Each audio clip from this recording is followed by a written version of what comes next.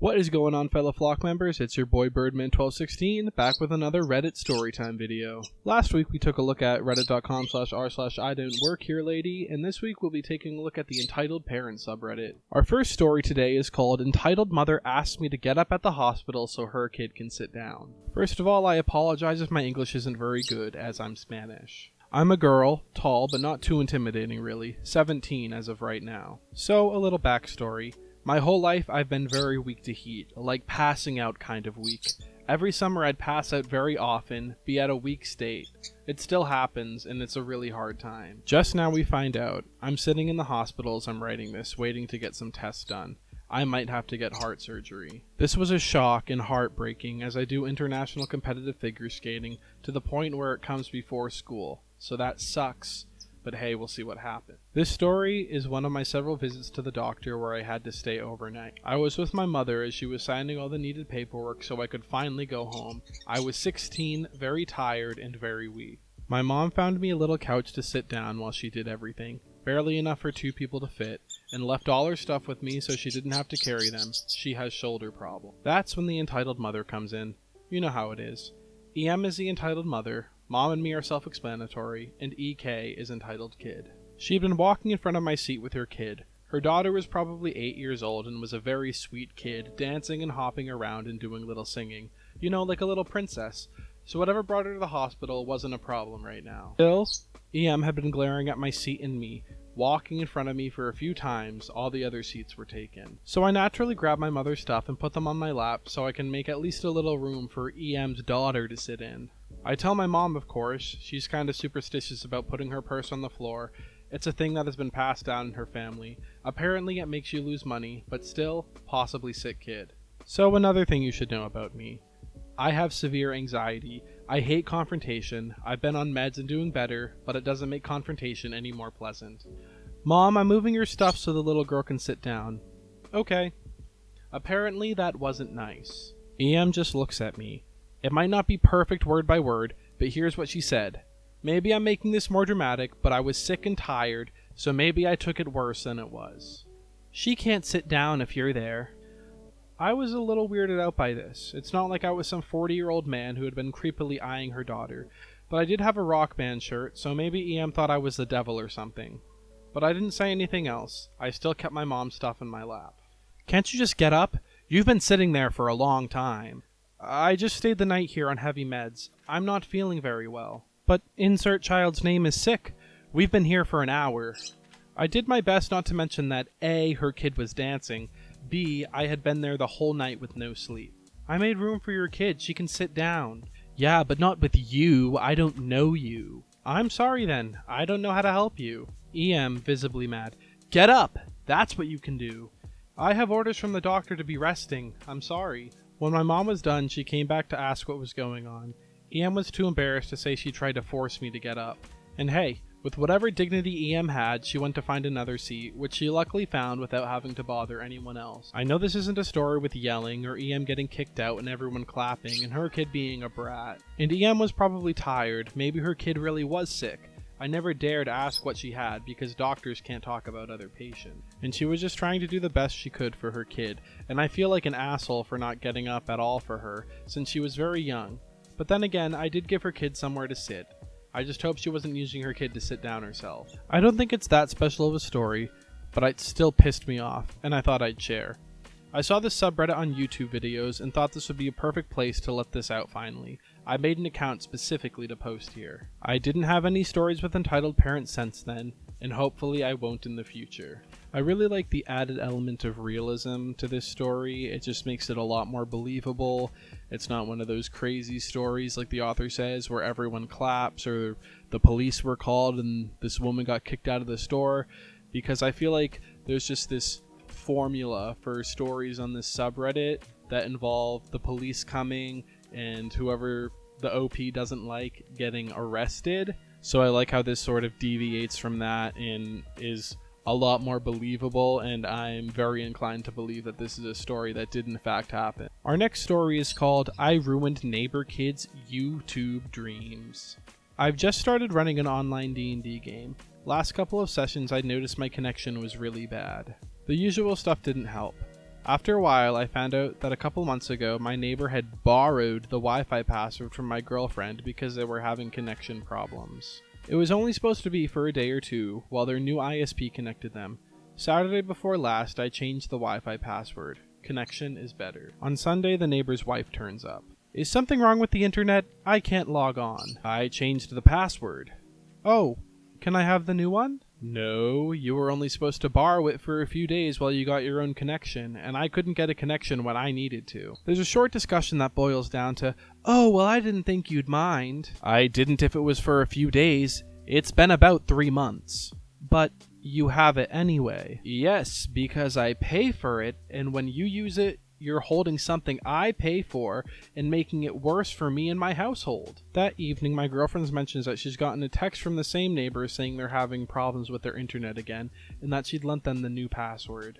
Had another chat with the neighbors, which boils down to something like this. But we need the internet. Sammy, the daughter, needs it for school, and Kev, the husband, loves his games. Then get your own connection. I did, but they can't get it out until Wednesday. So just 2 more days then? I'm changing the password again on Wednesday. Somehow sounding like she's doing me a favor. If you must. Me being me, I forgot about Wednesday. I don't remember until game night comes around, and I notice the connection is a bit dodgy when I'm setting up. I change the password again, and everything clears up. Next day, I get a 10-minute lecture from the husband that I should stop harassing him by cutting off his internet in the middle of playing his games, that I'm ruining his daughter's life by stopping her from studying, and that I needed to give them the new password so his daughter could upload a new video to her YouTube. I walk away, close my door, and enjoy a beer. Monday comes around. This is glued. Yes, glued, not taped, to my door. I'm not sure which of the neighbors wrote it. I hope you're happy, F-tard. You ruined my girl's hopes. You have no right to cut off my internet. You stopped my daughter from streaming and ruined her chance of becoming a YouTuber. Hope you're effing happy, ass-tard. Okay, wow. There's a lot to dissect here. First of all, I don't understand how the parents could be mad at the neighbor for turning their Wi-Fi off after he's told them multiple times to get their own connection. It takes a special type of hypocrite to blame someone else for ruining their daughter's chances of becoming a quote-unquote YouTuber, especially when said parents have all the necessary materials to get their daughter what she actually needs instead of mooching off of someone else. Our third and final story today is called My Daughter Deserves the Disabled Stall More Than Your Crippled Sister. EM is entitled Mom, EB is entitled Boyfriend, and ND is Normal Daughter. I'm gonna make this short and sweet. My twin sister broke her leg in a place that was about 2.5 hours away from where my family of 4 originally lived. We were in a place called Grand Bend for one of my dad's racing events. My sibling was sent barreling down the bleachers at a racetrack, so she had to stay in the hospital for 3 days.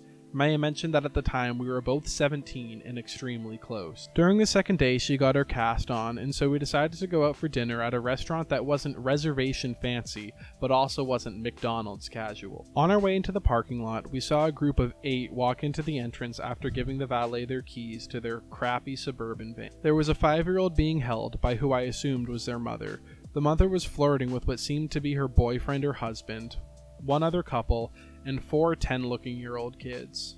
We didn't pay much attention to it at first, but when we got into the restaurant is when they began to become a problem. Their group had taken a table in the restaurant, which meant we didn't know if they were already causing any trouble. Our waitress ended up coming late because they ordered 8 alcoholic beverages at once and a couple iced teas for the children, which was honestly too much for the fact that they had only just gotten into the restaurant, according to the waitress. After drinking about half of her water, my sister said she needed to go to the washroom.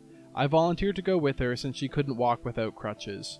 We told our parents what we wanted for appetizers in case the waitress came back. My sister couldn't go into one of the 10 normal stalls they had there because her crutches wouldn't fit.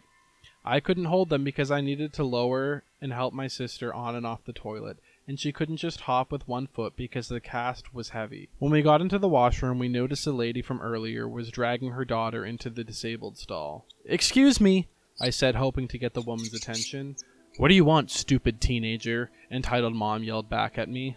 My sister got angry that she had spoken in such a rude tone and said mean words, but still didn't let it show. "Ma'am, may I use the disabled stall since I'm, disabled?" My sibling asked while motioning to her broken leg.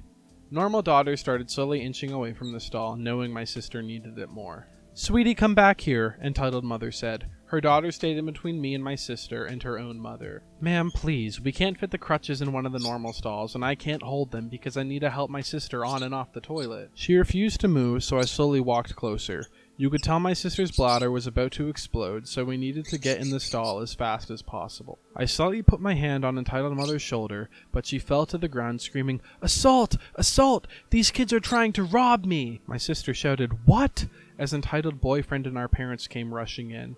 I noticed there were security cameras, so I didn't really worry. My twin, however, was absolutely fuming. "This woman is making false accusations," my sibling screamed. My parents pulled me back as EB walked up to the entitled mother and helped her up. "Your children are criminals, and I will be pressing charges," entitled boyfriend exclaimed, as if he had accomplished something. Normal daughter nodded her head no towards the workers that had rushed in, most likely hearing the screaming and shouting. The stupid manager looked at our family and told us, "Get out of my restaurant now, or I will have security kick you out." I sighed and pointed towards the camera in the corner of the washroom. Entitled mother's smirk dropped as she rushed to leave, but was stopped by what I assumed was the security. We all went to the back room where the view of the security cameras were. Apparently this place seemed to get dined and dashed a lot, so they installed the cameras to prevent that from happening.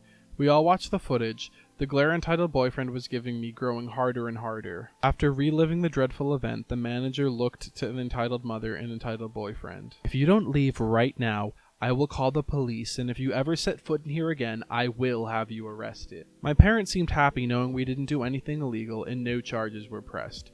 After paying for the drinks, entitled mother's whole party left, leaving a happy restaurant behind them. According to our waitress, they were a loud group and were disturbing all of the other guests around them. Plus, entitled mother was already drunk, so maybe she would have acted differently, but still, her behavior was unacceptable. In the end, the waitress gave us each a free slice of cake as an apology for the incident, and let's just say, we stayed away from the restaurant for the rest of our time in Grand Bend. Here's a classic example of an entitled parent getting caught red-handed. Struck by the video security footage. Alright guys, that's the end of the video. Thanks for watching. Once again, I apologize for the noise in the background, but in my current situation, there's not much I can do about that.